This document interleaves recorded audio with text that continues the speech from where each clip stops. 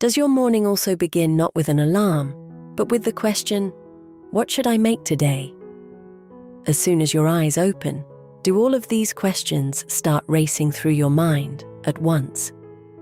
Do you also sometimes feel that more exhausting than actually cooking the food is the daily mental toll of deciding what to make?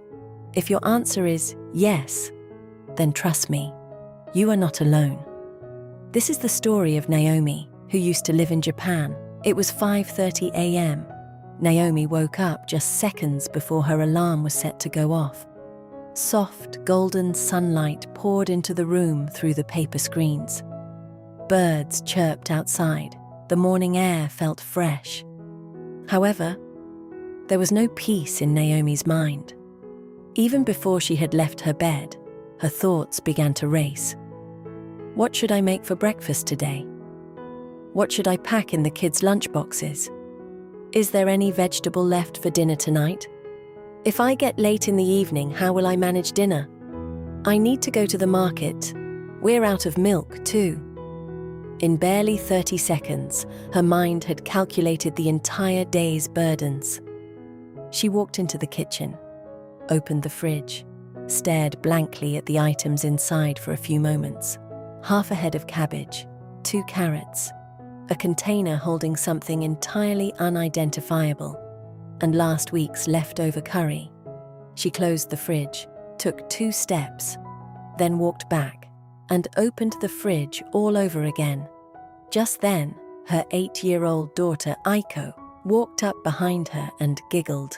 "Mum, will opening it a second time magically change tonight's dinner?" Naomi laughed too. "I wish it worked that way." Both of them chuckled, yet hidden beneath that laughter was Naomi's deep exhaustion. The entire day flew by in a blur of running around.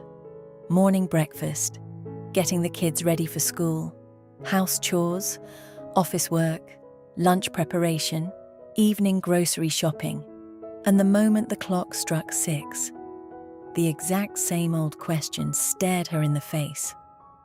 What should I cook for dinner tonight? She picked up her phone, checked one recipe, then a second, then a third.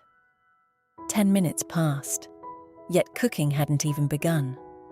At that moment, her husband, Kenji, walked into the kitchen. Smiling, he asked, "What's cooking today?" Naomi joked, "If I knew, I'd be happy too." They both laughed. Yet that night, while eating dinner, Naomi remained quiet. She began to realize that she wasn't tired from cooking. She was exhausted from making decisions every single day. The next morning, she went to her grandmother's house.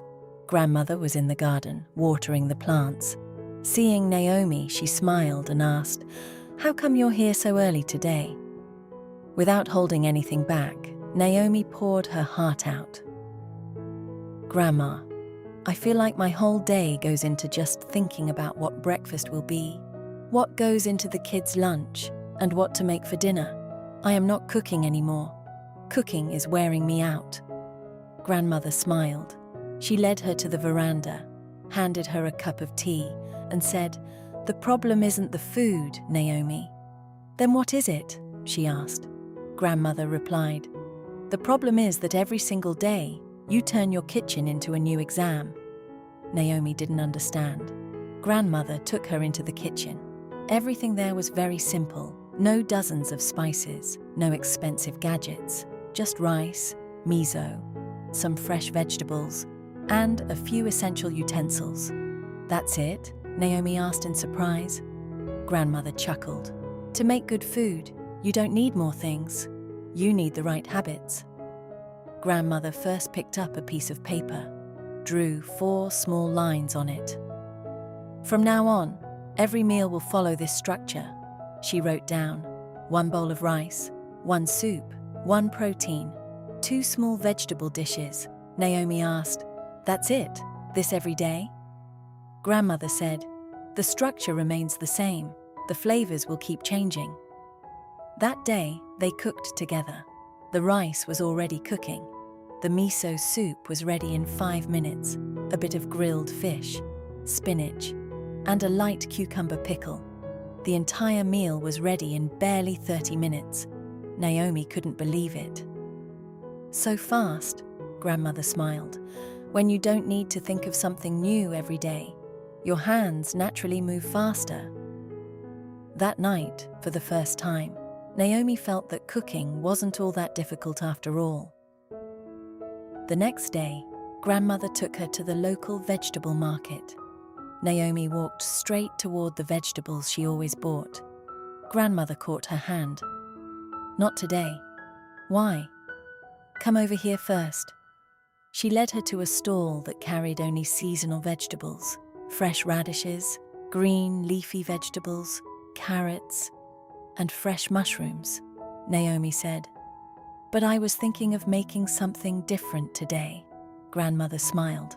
"It's not necessary to make something different every time. It's necessary to make it fresh." She bought only enough vegetables to last the next 2 or 3 days. On the way back home, Naomi asked, "Will this really make a difference?" Grandmother answered in a calm voice, "When you move along with the seasons, the kitchen stops working against you and starts working with you." Naomi looked out the window. Perhaps, for the first time in years, she felt that the transformation of her kitchen had begun. Though she didn't know it yet, the real change was still to come. The next morning, Naomi woke up once again at 5:30 a.m. Out of habit, those same old questions began entering her mind. Breakfast. Kids' lunch. What's for dinner tonight? But this time, she didn't panic. She remembered Grandmother's words. "Don't think about everything every day. Just think about the next small step." She smiled and walked straight into the kitchen. That Sunday, Grandmother came to her house again.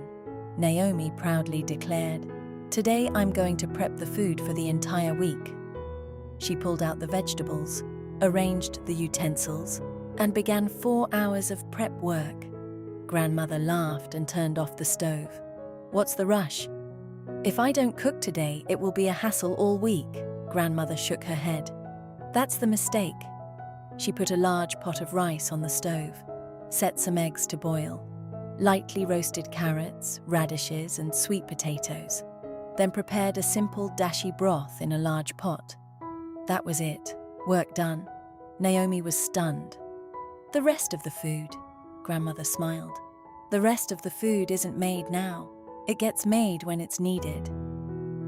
On Monday evening, returning from the office, Naomi didn't feel panicked like she used to. As soon as she reached home, she took out the pre-cooked rice, added some vegetables to the dashi, sliced the boiled eggs. Just 10 minutes later, dinner was ready. On Tuesday, those same roasted vegetables turned into a noodle bowl. On Wednesday, those exact vegetables went into the kids' lunchboxes. On Thursday, that same rice transformed into delicious fried rice. Every day the food felt new, yet the effort required wasn't new at all. Naomi started to laugh. Her husband laughed and said, "The soup is just like before. It's just that today, for the first time, we are eating mindfully." Everyone laughed. After that day, dinner stopped being just a time to eat food.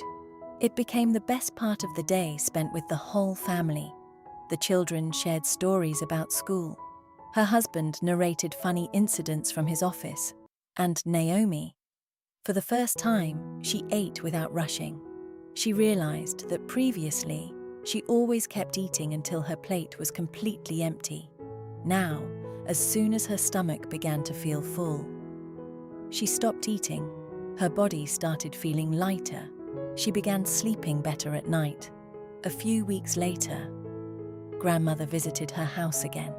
She looked around. Then, smiling, she said, "Now, the final task remains." One by one, she started opening the cupboards.